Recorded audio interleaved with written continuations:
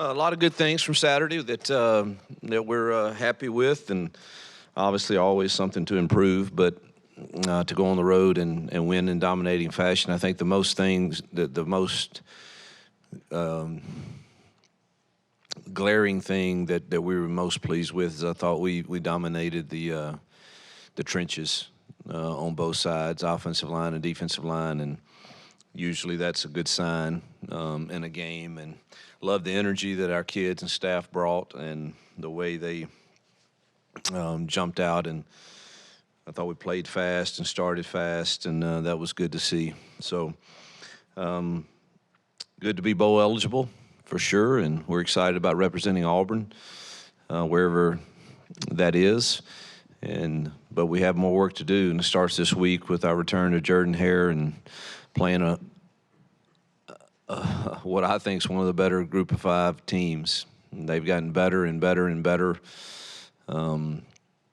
as the year has progressed. I know Jerry killed it really well.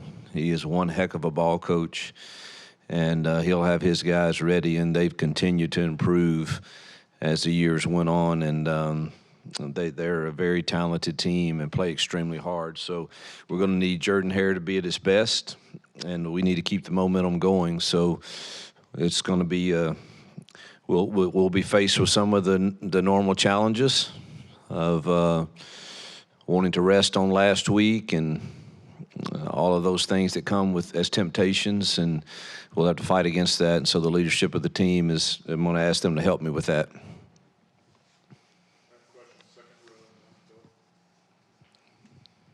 Coach, talk about the play of the receivers. Is the mic on? Yeah, talk about the play of the receivers. It looks like VAR, is getting better and better. Yeah, I think VAR is constantly improved ever since he came back from injury, and he's somebody that we've got to, he's got to figure into the passing game for sure. He and Jay, I've said it since I got here, that I thought those were two of the more talented guys that we've had. And we've improved some other places, but we still got a ways to go. We still are inconsistent in that room some, but we definitely have improved, and VAR is certainly part of that. When you look back in your coaching career and in games where you go on the road and you have a dominating performance like you did, where do you put that in your rankings, where you go on the road in the conference and you have control for pretty much the entire game? Yeah, that doesn't happen much in this conference. I honestly don't remember one in this conference. We had a few at Liberty and maybe one at Arkansas State, but don't remember going on the road in this conference and it going quite like it did for us Saturday. I mean, that was, it's the first time that Auburn's held an SEC opponents to 15 or fewer points in 3 straight games since 2016. I mean, most rushing yards by an SEC team in the league game this season. So there was some. You look at those two deals. If you're rushing the ball in league play and you're holding, for 354, whatever we did Saturday, and then our defense is holding them to 15 or fewer points, we've got a good chance to win. But to answer your question, I don't remember one quite like that. Could you get 3 conference victories in a row? You had a good week in recruiting. Do you starting to feel the momentum build within this building and around this community when it comes to this program? Yeah, you can't help but when you win some games and you're getting quality recruits. I mean, I think that's cause to say you have momentum, but but you had the job and the chore is to continue that, because we stump our toe this week, and it's easy to say the momentum would be shifted the other way, and everyone that's praising you right now would not be praising you. So it's momentum is an everyday thing.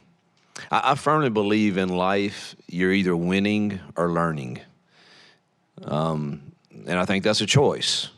You can also choose losing.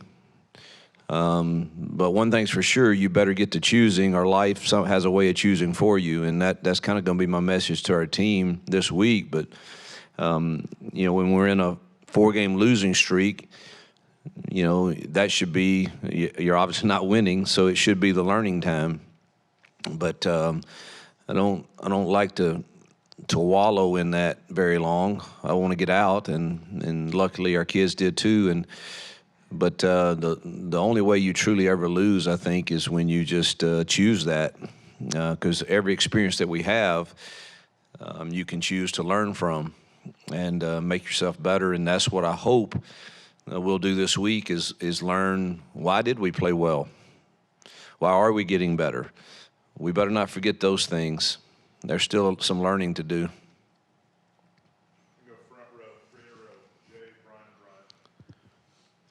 Yeah, Hugh, this offensive renaissance you got going on, what is the most satisfying part of that improvement for you?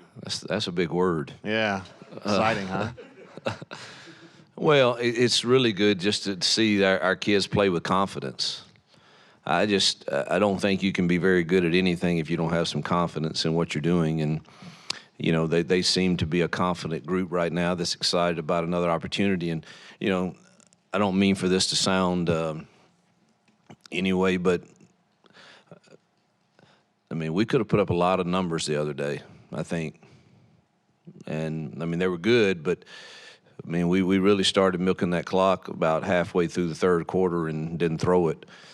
And so, you know, I really wish I could have gotten hold of some throws in there, but you just want to handle things the right way too when you do get those opportunities, because I've been on the other side of that too. But I do think our kids are starting to believe in something and believe that we can, you know, score some points, and they're playing us, you know, with some confidence. I don't know how to pronounce his last name, but Pavia. You faced him last year at Liberty. He's pretty talented. Very talented quarterback, extremely tough and mobile. He's a handful for sure, and they're using him in a lot of ways and a lot of motions and shifts and formations, and they've got a really good plan, and he can make a lot of things happen with his feet.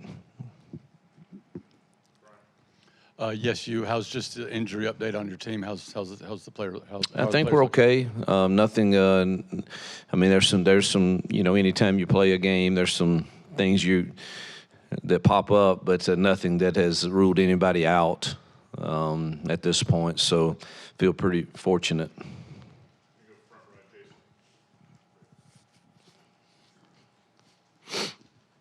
You talked about confidence.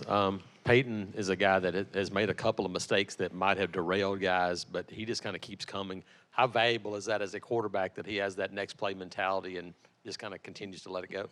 Quarterbacks, they better have that, and he does have it, and he's able to handle me and lets me rant a little bit, and without it destroying him. And I've got to be careful with that with some probably, but he. All the good ones I've had, you know, I've told him this is what's going to happen at times, and he's mature enough to handle it, and we can move on. You know, I think, you know, it's obviously glaring when he's made a mistake at quarterback, and you know, I think he's one of the reasons though that I think he handles is the few mistakes he's made. He knows better, and I guess that's why it upsets me sometimes. But man, he is a no excuse guy, and I'll play the next play guy, and it shows. Hugh, it was around this time last year, I think, after Arkansas, you were asked about it at New Mexico State, where we started hearing your name a little bit more with the Auburn job. What do you remember about this time last year when you're obviously in the thick of that, and you're also balancing, you know, a team that you are coaching during the season as well? Extremely difficult to manage. I can't explain how hard it is. You are trying hard. We genuinely, listen, the Liberty people were so incredible to me, and I think we did good things for Liberty too. We beat a bunch of Power Fives there and ranked in the top 25 a couple years, won 3 bowl games, went to 4. I didn't get to coach the last one, and man, you realize that you might be getting this opportunity, and the truth is you really don't know what's going to happen with the job searches. You know, I've been around this long enough to know you really don't know. And so you don't know what to tell the people that are so good to you. And the good thing is I had a great relationship with our AD there, and I was very transparent with him along the journey. But it makes it very difficult because you realize you might be getting another opportunity at a place like Auburn based on how those young men and staff and everybody else have performed. And you realize there's going to be a lot of hurt involved, and in particular that last few days when you don't know what to say. You know, you don't know if you're Auburn's choice or if you're, because I truthfully wasn't out hunting a job. I was very content and very happy at Liberty, and you're trying everything in the world to manage it the right way, but what is the right way? And I actually was thinking about that this morning for some of the, you know, you heard for all these families that are going to be displaced. We all sign up for it, so we get it. But I also thought about all the names that would start being floated around, and the challenge that it is, because I just experienced it here recently. But I don't know what the right thing is to do, because you're trying to protect your relationship with those young men and the school that's been so good to you. While, I mean, you can't help but want to listen to an opportunity like at Auburn in the SEC. There's not many of those jobs, and I don't know if I've answered your question, but it is just extremely, extremely difficult to manage, and that last 24 hours was rough. Rivaldo has had touchdown last week against Vandy, 2 against Arkansas. I think all 3 of the touchdowns he's lined up at a different spot, tight end, big slot, out to the outside. Just how much of a weapon has he been for y'all on offense? Because you have a guy that you can move around and make plays for you in a lot of different ways. Yeah, he's important to us, and I love our tight end room. I've said that. I think Tyler Fromm can do a lot of those things too, and it's good to see all of them kind of get some touches the other day. And they're all, we stayed in 12 personnel a big portion of that game, and that allows us to line up Rivaldo a lot of different places so that it might be more difficult for their matchups on him. But that's something we think is important to us, is getting him moved around a decent amount. Talked a bit about just maintaining momentum, not resting on last week. You're at a point in the season where you have Alabama looming, just have this winning streak going. How do you do that without, looking too far ahead into the future? It's going to test our maturity. We'll talk about it today in our team meeting, and that'll be my message. Is we won't talk about the other team that you mentioned. We'll talk about the one we have right on in front of us that can sting us, and I've experienced that before. And we need to continue getting better. We still have a lot of things we can improve on, and so that will be the challenge. And the message is, how will we choose to handle this week? And starts with today, and then Tuesday. There's a reason we've had some success.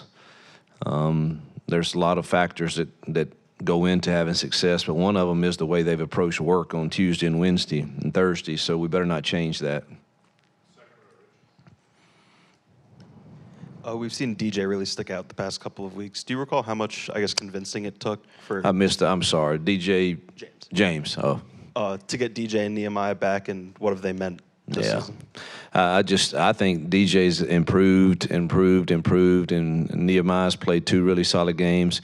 The other, Ken Lee and Tyler Scott came in, 2 freshmen, and played solid also. But those 2 seniors, to have that experience, and not just experience, but experience and talent, is and I've seen them mature and handle more of the leadership role and more accountable to the little things, and that's rewarding to see.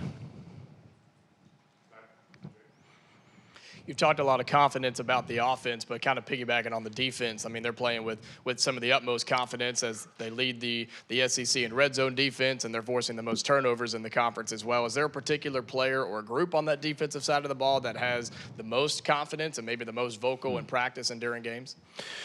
Well, I think of Marcus Harris as the most vocal leader and Keontae Scott. Those two guys, are the most vocal leaders, but the others are playing with a great amount of confidence. I think you're just now seeing what Jalen McLeod, what we saw at the beginning of fall camp. Truthfully, it's taken him this long to get over that high ankle sprain. I think the last few weeks you watch practice and you're like, he's getting close to 100% now. And congratulations to him. I think he's going to be named SEC Defensive Player something. Defensive Player of the Week, and Keontae Scott, special teams. So we've the congratulations to both of those. But I think Marcus and Keontae, are the most vocal leaders. But it takes all. Zion Puckett's an incredible leader. He doesn't talk as much as they do, but he's all about the right things and doing the right things and practicing the right way. So is Elijah. He's a vocal leader. But, man, I've just continued to see them, improve over there for sure, and leadership is part of it.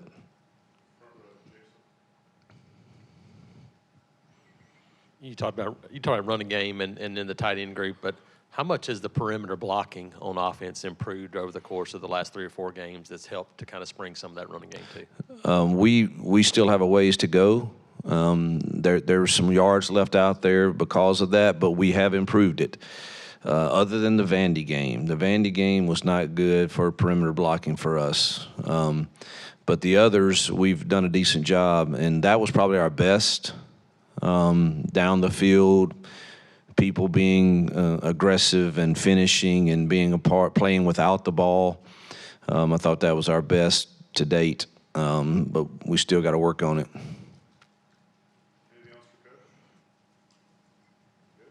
I'm expecting my second grandbaby. Y'all pray for my daughter. She's in labor right now, so I'm expecting that. Yep, thank you.